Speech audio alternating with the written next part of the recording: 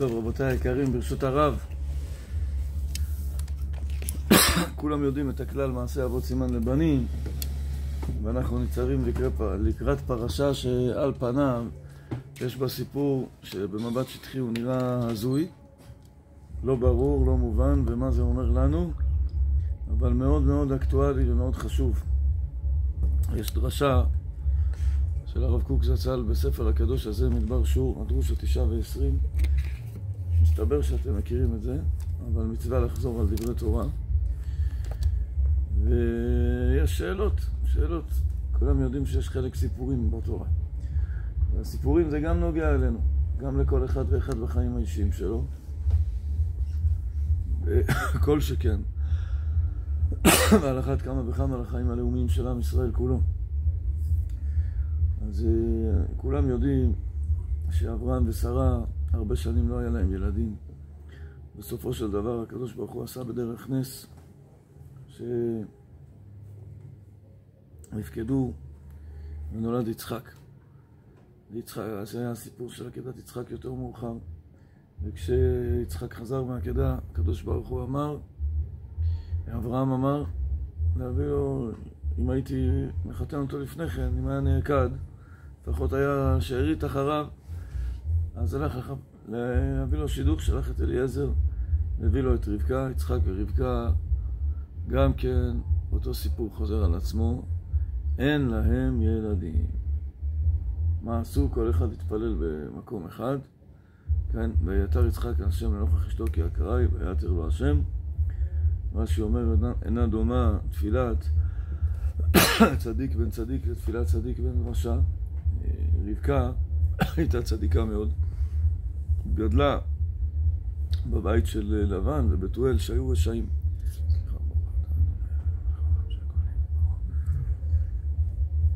והשם ענה לתפילה של יצחק. סוף סוף הגיע ההיריון המיוחל שחיכו לו שנים רבות, אבל מורכבות, עוד פעם מורכבות. והתרוצצו הבנים בקרבה, ותאמר אם כן למה זה אנוכי, למה אני מתאווה ומתפללת על ההיריון. הלכה לאולטרסאונד שהיה בבית מדרשו של שם ועבר, ותלך לדרוש את השם. ויאמר השם לה על ידי שליח, שני גויים בבטנך ושני לאומים ממעייך ייפרדו, ולאומי אמץ ורב יעבוד צעיר. למה? היא לא רצתה פשרנות.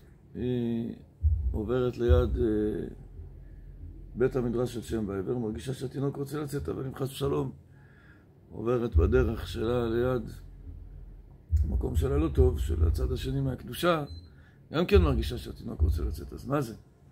או שהוא ירא שמיים צדיק, או ההפך, לא משהו קילאי, מעורבב.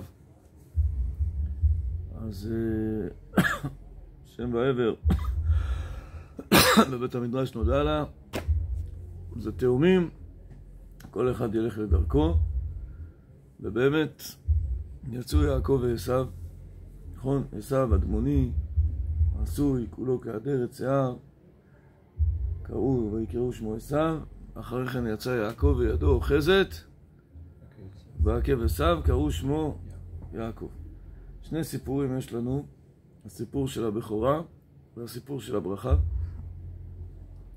הסיפור של הבכורה זה גם כן סיפור בפני עצמו שראוי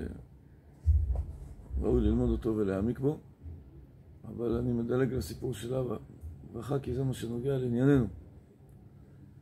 כולם יודעים שאנחנו בטבעיות שלנו מסמפתים הרבה יותר את יעקב מאשר את עשיו. איש תם יושב אוהלים, זה מאוד מושך אותנו. יותר מדבר אלינו מאשר איש ציד ישדה. מה לנו ולגסות הזאת, ולאכזריות הזאת, ולבטלנות, בטלה. בשביל מה צריך את זה? בטבע היינו חושבים שיצחק יותר צריך לאהוב את יעקב, נכון? אלא מה? היות ויצחק קהו עיניו והוא התעבר בעקדה, אז הוא לא רואה, הבן שלו יכול לעבוד עליו. עד גיל 40 הולך ועושה כל התועבות שבעולם. היה צד נשים מתחת יד בעליהן ומענה אותם. גיל 40 אומר, אבא התחתן בגיל 40, הוא כבר צדיק, הוא עושה כיבוד הורים, כי הוא כמו אבא שלו הולך בדרכי אביו. אבל עד גיל 40 הוא לא בדיוק התנהג כמו אבא שלו. ויאהב יצחק את עשיו כי ציד בפיו, ורבקה אוהבת את יעקב. למה יצחק אוהב את עשיו? כי ציד בפיו. איזה מין דבר זה? מוזר. בגלל זה אתה אוהב אותו? יש לך בן שהוא איש תם יושב עולים, אז ציד בפיו שהוא היה צד את אביו בדברים. היה עושה הצגה של צדיק, איך מאסרים את התבן, איך מאסרים את המלך, איזה שאלות הלכתיות הוא, זה כזה יראת שמיים, משהו פלאי. אני שואל שאלה כזאת. יצחק אבינו, שהוא רגל רביעי, הוא מהמרכבה, כן? הקדוש ברוך הוא משרה שכינתו על אבותינו הקדושים, נכון? אלוהי אברהם, אלוהי יצחק ואלוהי יעקב. יצחק אבינו עליו השלום. יעלה על דעתנו שאפשר לעבוד עליו ככה בקלות. הוא יכול לעשות כל התועבות שבעולם, אחר כך לבוא לאבא שלו, להגיד לו, אבא, איך מאסרים את התבן, איך מאסרים את המלח, ואבא שלו קונה את ההצגה של הצדיק הזה. זה יצחק אבינו. מוזר, לא? ילך לרב גדול גדול. מה, אפשר ככה בקלות לסבן אותו, להטות אותו? הרב, הוא לא יכול לחשוב כמו עם הגר, שהמלאכים אמרו לה, הקדוש ברוך הוא, תהרוג את ישמעאל. זה כיוון אחד, נכון?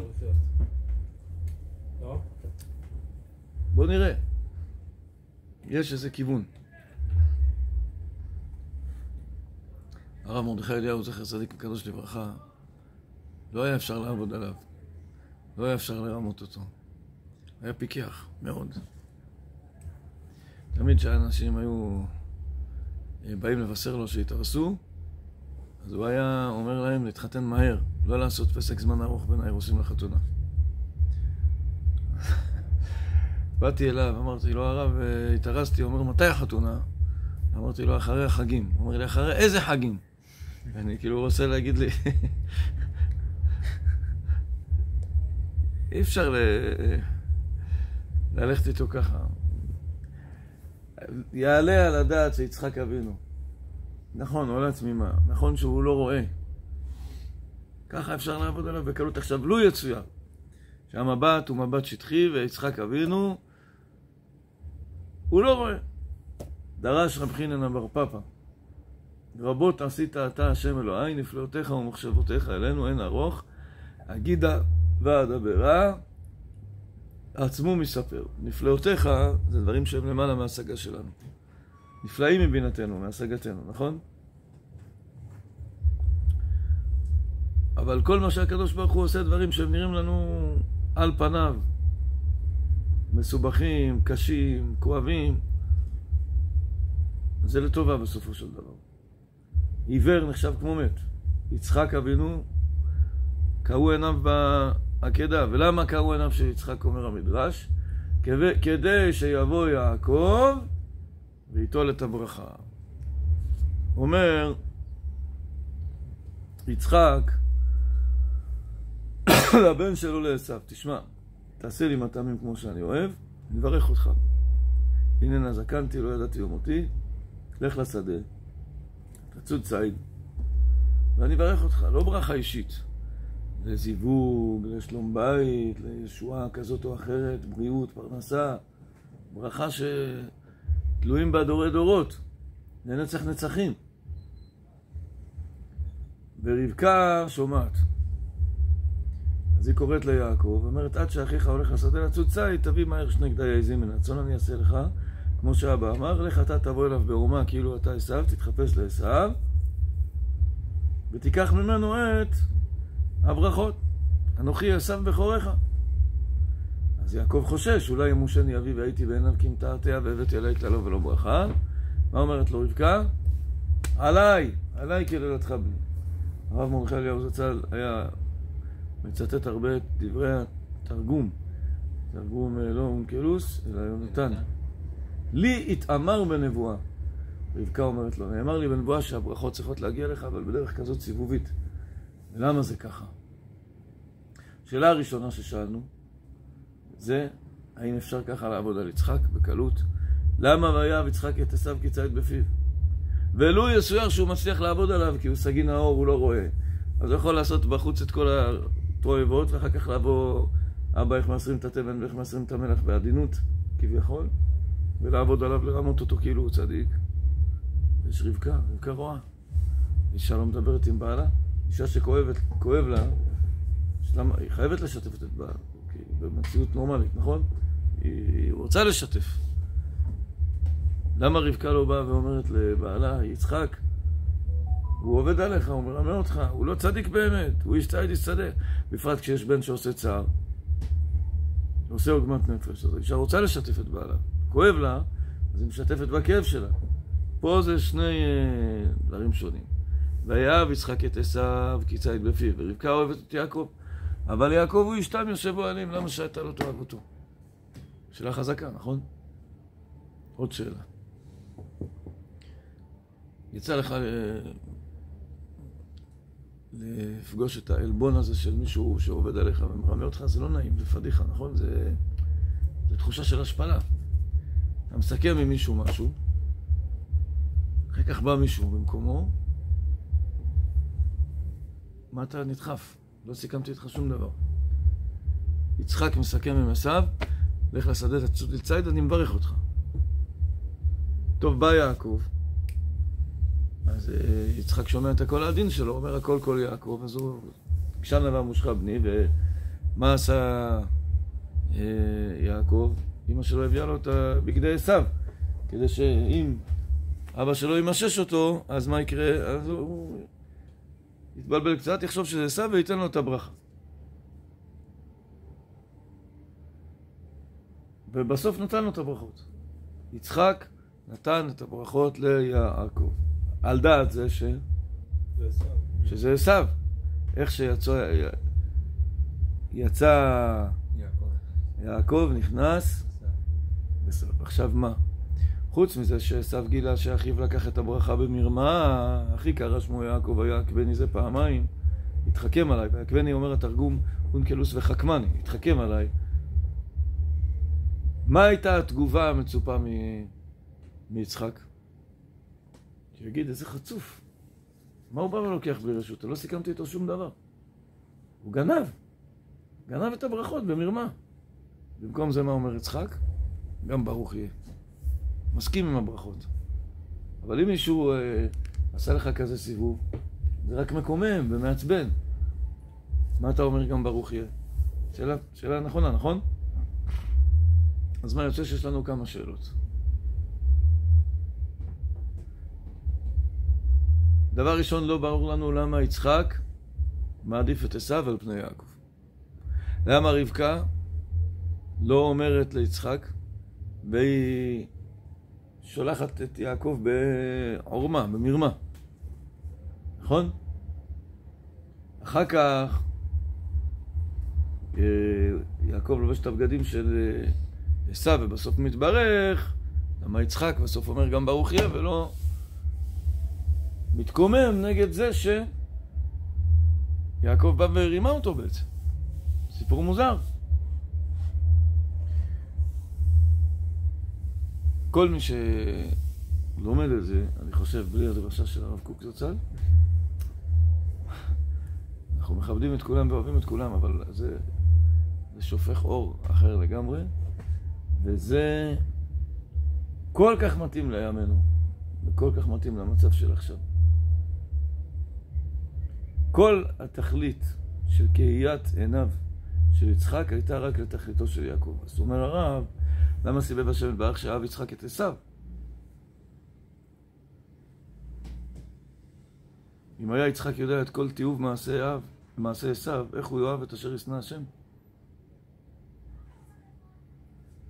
אבל מה, בקלות היא, שרבקה הייתה אומרת לו, הוא מרשיע, מה אתה עכשיו הולך אחריו?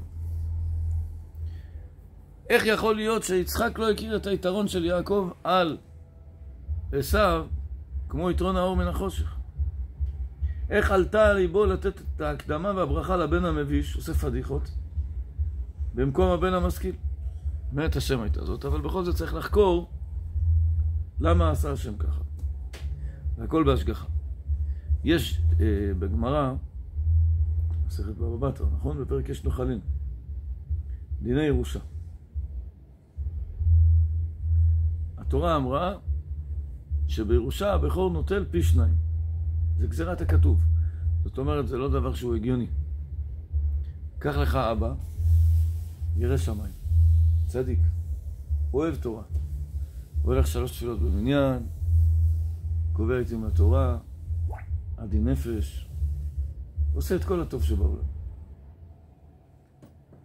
נולד לו בן, הבן הבכור גדל, לא עליכם, שלא נדע מצרות, פרק מעליו עול מלכות שמיים, והלך ורקד בדיסקוטק לרעש כזה של מוזיקה שרק עושה רעש של כאב ראש, זה לא, אין בזה שום. ככה אני חושב, ככה אני מרגיש. בום בום בום בום בום בום, זה לא נעים בכלל. לא? אני לא מדבר על אף אחד, אני אומר דוגמה.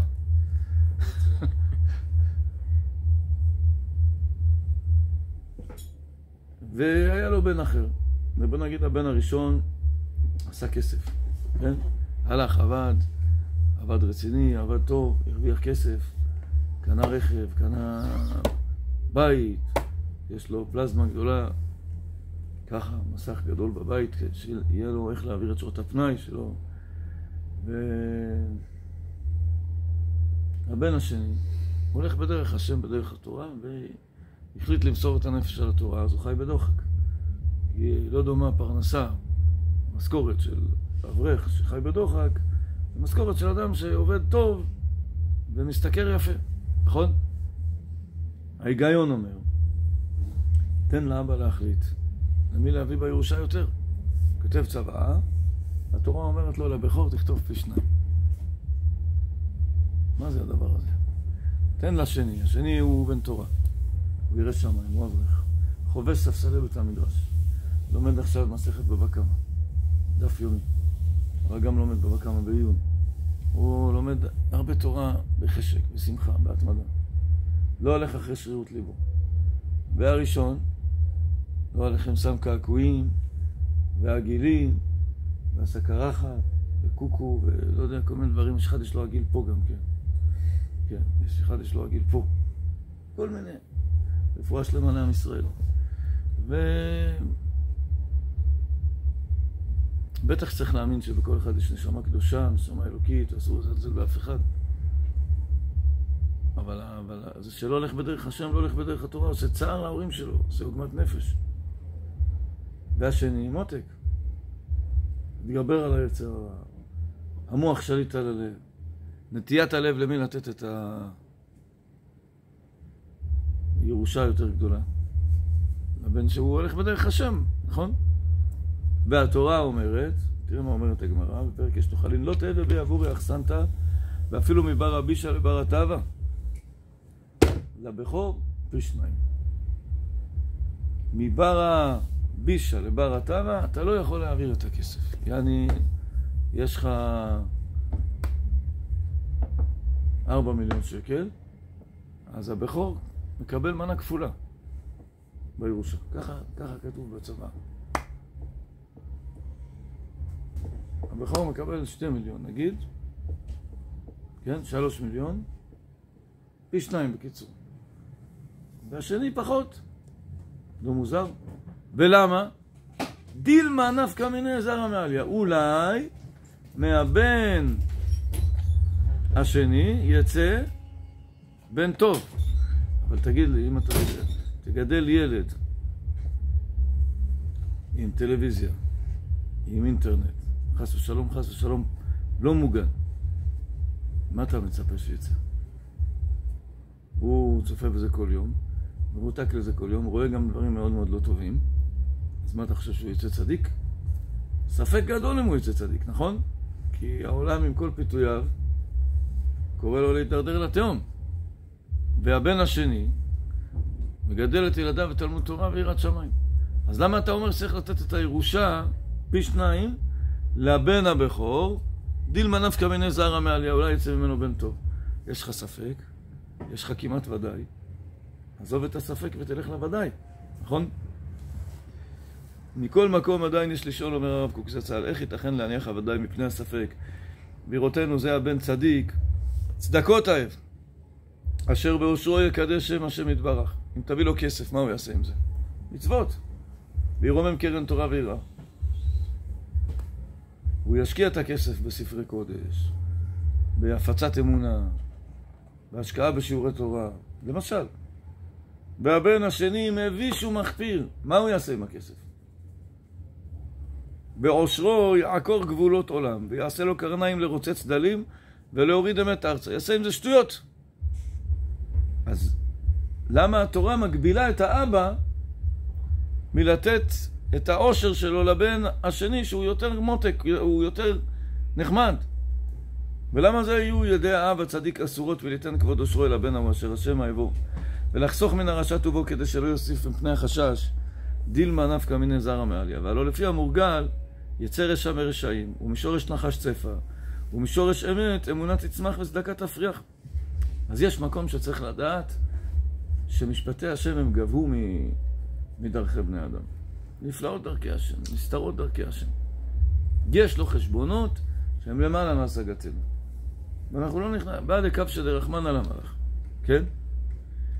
נכון שיש דעה לאדם, ויכול להיות שהיא חוות דעת נכונה, אבל יש מקום, אומר הרב, אמנם כלל הדברים, כי משפטי השם יתברך גבו מדרך האדם, על כן המשפט רק לאלוהים. ואם כי נתן השם יתברך רשות לאדם להתנהג על פי יושרו וחוות דעתו ברכושו אשר רכש לו, זה רכוש שלך, תתנהג עם זה לפי מה שנראה לך, לפי דעתך, אבל בכל זאת הנה השאיר מקום שיתבונן האדם, כי רק להשם יתברך נתקנו עלילות. והאדם לא יוכל לבוא אחרי המלך את אשר כבר עשהו. יש מקום שתדע לך כל החשבונות של השם יתברך, תשאיר לו את החשבונות האלה. עכשיו מה? אומר הרב קוק, כתוב בכוזרי, שהקדוש ברוך הוא בחר את עם ישראל, יש סגולה אלוקית. הרי כתוב במדרש, מי ייתן טהור מטמא, לא אחד. אברהם אבינו מאיפה הוא יצא? מתרח, טהור מטמא. אבא שלו עובד עבודה זרה. אפילו לקח אותו לנמרוד, שהשליך אותו לאש, כי הוא כופר בעבודה זרה, אברהם. היה ראש למאמינים. ולאברהם, אצל אברהם התחילה הסגולה הישראלית להתברר. הוא קדוש. עכשיו, לאן זה יעבור? התברר שישמעאל זה קליפה. וסגולת ישראל עוברת ליצחק. עכשיו, ליצחק גם יש לו תכשיט בבית. זה עשיו.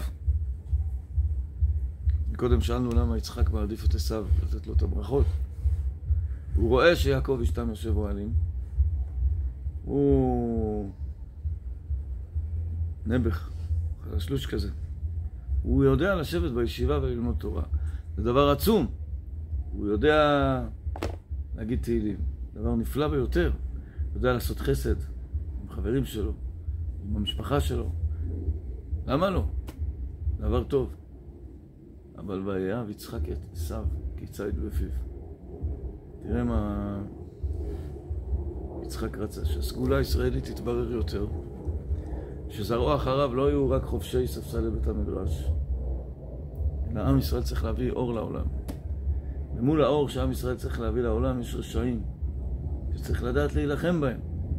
והוא חושב שיעקב הוא איש תם יושב אוהלים שלא יודע לתפוס חרב ולא יודע לרמות. הוא תמים כזה, לא כל כך משתפשף עם העולם הזה.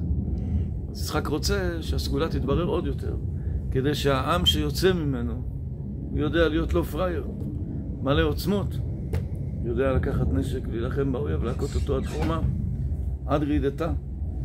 על המלך לא תחיה כל נשמה.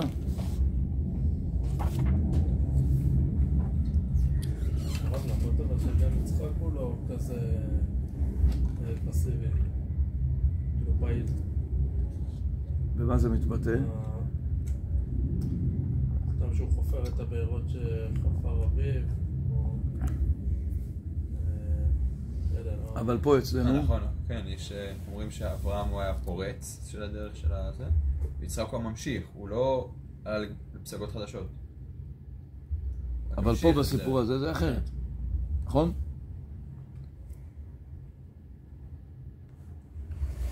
הרב אומר ככה, והנה כבר דיבר הכוז הרי על עניין הסגולה שבחר השם יתברך עם מעם ומקום ממקום, שאלה הם דברים נשגבים מדעת האדם. עכשיו, בהתחלה הסגולה האלוקית שיוצאת לאור היא ניכרת לכל. כי מי שהוא ראוי לומר עליו שהשם בחר בו, כל דרכיו יהיו דרכי נועם, אדם רחמן, אדם אצילי, אדם עדין נפש, בחיים לא חס ושלום יערוף ראשים של ילדים. נכון? נתיבות צדק, משפט ומשרים, אבל בהתחלה הסגולה האלוקית מסתתרת. מי תם טהור מטמא לא אחד. אברהם אבינו, הנשמה שלו הייתה אצל תרח, הסתתרה הסגולה האלוקית. אז עד אבותינו הקדושים, הסגולה האלוקית הייתה צפונה, והאור היה נתון בתוך החושך. עד שזה הגיע ליעקב אבינו, שאז יצאה הסגולה לאור ונשלמה בחירה בגלוי, כי כל רואיהם יכירום כי הם הזרע ברך השם. למה השם הסתיר את הטוב והעתיד להיוולד בבני אדם בתוך אנשים רעים וחטאים? למה ככה? אומר הרב זצ"ל ככה. הסיבה הפשוטה לצורך הסתרת הטוב והעתיד להיוולד בבני אדם בתוך אנשים רעים וחטאים ודווקא לצאת טהור מטמא היא מפני שלהשלמת המידות הטובות והדרכים הישרים צריך תיקון של מידות רעות ודרכים שהם לפי הרעות נפתלים. אנחנו צריכים אותם. שהם משמשים את התכלית הטובה. מה, אנחנו צריכים אכזריות? מה, אנחנו צריכים רוע? מה, אנחנו צריכים מלחמה? מה, אנחנו צריכים נשק? לא מתאים לנו, אנחנו עדיני נפש, נכון? לא ירו בבלתי מעורבים שנכנסו מהגדר כשלא היה להם נשק. מה הם עשו? השם ירחם מה הם עשו. על כן יצא טהור מטמא. שאם כי ניטהר מטומאתו ולא ישתמש חלילה בכל המידות שהיו במי שקדמו להרע, אבל בזה עוד תגבר טהרתו. למה? למה טהור יצא מטמא? למה שלא אברהם אבינו יגדל אצל אבא האדמו"ר צדיק ויגדל לתלמוד תורה? הוא גודל בבית שלו עובד עבודה זרה, טהור מטמא. כי במקום שצריך מידה רעה לתיקון השלמות ועבודת השם, לא תחסר ההכנה בנפשו. אם הוא היה רק עדין נפש ורק ישב ולומד בישיבה, כשצריך לתפוס נשק וללחם באויב, הוא לא יודע. כי הוא רכרוכי, כי הוא רחמן בטבע שלו, כי הוא חלש. הוא יודע רק להיות איש תם, יושב אוהלים, יושב בבית מדרש, לומד גמרא, משניות, יודע להגיד תהילים, לעשות חסד עם חברים, להימנע מלשון הרע, שומר על קדושת העיניים, אשרה ואשרי חלקו. אבל יצחק אבינו יודע שהסגולה האלוקית שהולכת להתברר, צריך שיצא ממנו עם שמה יודע לעשות. לא רק לשבת וללמוד תורה. גם להשתמש במידות הרעות לצורך להיטיב עם העולם. אני מדלג קצת וקורא לכם את לשון הרב זצ"ל. והנה, לא ידע יצחק בהתחלה איך יהיה דרך תיקון העולם. אם בנחת וטוב ובדברים טובים וניחומיים, כמו שיהיה לעתיד לבוא שלא יישא גוי אל גוי חרב ולא ילמדו עוד מלחמה, ומכל מקום עמים רבים ילבו אל השם והלכו כל הגויים לדרוש תורת חסד ואמת ממקור ישראל, כי יתגלה להם אורם ותפארתם, או בדרך אחרת, לא הכל בנועם, שיהיה צריך גם כן לחלות את הרעים על ידי חרב ומלחמה, שלא יתקוממו נגד חפץ השם. היה מצב כזה. יצחק אבינו לקח את זה בחשבון. הוא אוהב את ויאהב יצחק את עשיו, כי ציד בפיו, כי הוא לא פראייר, כי הוא יודע לצוד חיות טורפות, וכאשר באמת גם כוח זה היה דבר נחוץ. כי הרעים לגמרי, ההכרח לכלותם מן הכרם, כשבעה אומות, ועמלק, וכיוצא בהם אלה, יודע כל תעלומות, שתכלית טובה לא תצמח מהם, רק רע להטבה הכוללת. אנחנו מכירים אותם, את הרעים האלה, שלא יצמח מהם שום טוב, נכון? אם יצחק ייתן את הברכה ליעקב, בטח שזה יפה שהוא יושב אוהלים. הנה יעקב בהיותו יושב אוהלים, ודבק תמיד במידת האמת והחסד. המחשבה הראשונית, האהבה המין הראשונית הייתה, שהנה אין בסגולתו לחגור חרב ולהשתמש במידת האכזריות והניצחון במקום הדרוש. אז איך תצא ממנו סגולת ישראל? לכן חשב יצחק שיש עוד דורות שהסגולה הישראלית צריכה להתברר. לכן חשב יצחק, כי עוד לא נבררה הסגולה לגמרי. נכון שיעקב טוב מאוד כשהוא לעצמו, אבל ראינו הרבה צדיקים שלא יעשו מהם סגולות כלליות. ראה שזה הכוח של ההתגברות והניצחון חסר ליעקב לגמרי, אז הוא אמר בטח, הסגולה תתברר עוד. כי הוא צריך לא רק אחד שיודע לשבת בישיבה וללמוד תורה, הוא צריך אחד שיודע להילחם באויב.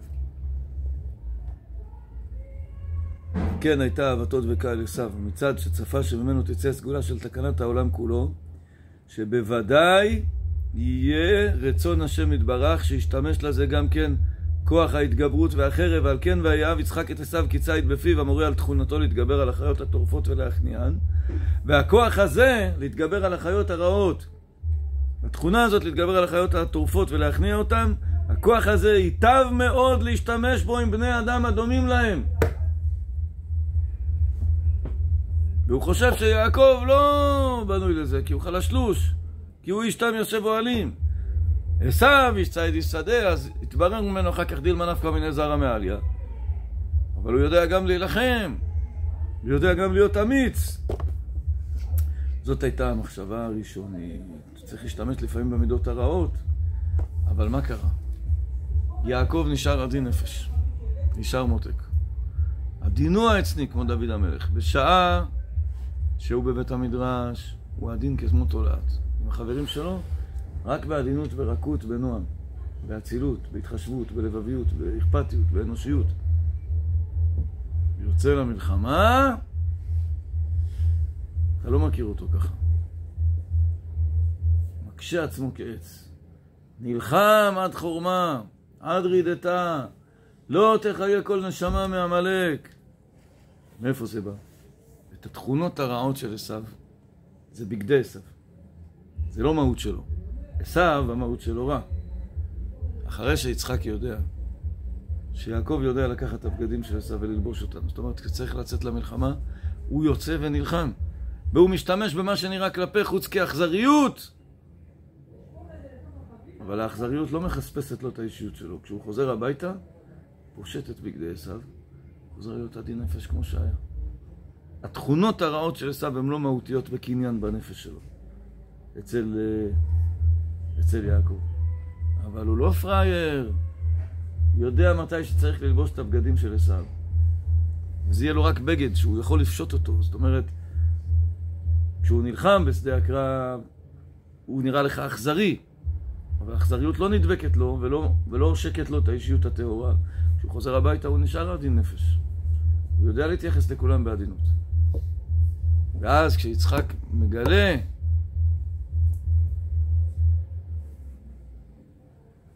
שיעקב הוא לא כזה פרייר, הוא יודע ללבוש את הבגדים של עשיו, שזה התכונות הרעות של עשיו בתור לבוש חיצוני, שצריך אותם כדי להילחם באויב מלחמת חורמה. אז הוא אומר, גם ברוך יהיה, הנה, זה המטרה. הוא גם יודע לסובב, הוא לא כזה תמים. גם בכוח הזה צריך להשתמש בשביל פוליטיקה אלוקית, נכון? זה מה שמתברר ליצחק, ולכן הוא אומר גם ברוך יהיה. מה למדנו מזה? שעם השם זה לא רק עם של בחורי ישיבת שיושבים ולומדים תורה, שאנחנו מאוד אוהבים ומעריכים ומעריצים ומוקירים. אשרי מי שאמר לו בתורה ועושה נחת רוח יוצא. אבל יצחק רצה לברך את עשיו כי ציד בפיו שיודע לצוד חיות רעות ולטרוף אותם, וזה דבר נחוץ, כי הרעים לגמרי ההכרח לכלותם מן הכרם, כמו שבע אומות ועמלק וכיוצא בהם, אלה שידע יודע כל תעלומות שתכלית טובה לא תצמח מהם רק רע להטבה הכוללת. וצריך את כוח ההתגברות והחרב, והכוח, התכונה להתגבר על החיות הטורפות ולהכניען, זה כוח שמאוד טוב להשתמש בו עם בני אדם הדומים להם. הלוואי ונזכה, חזקו ואמצו. חזק וברור.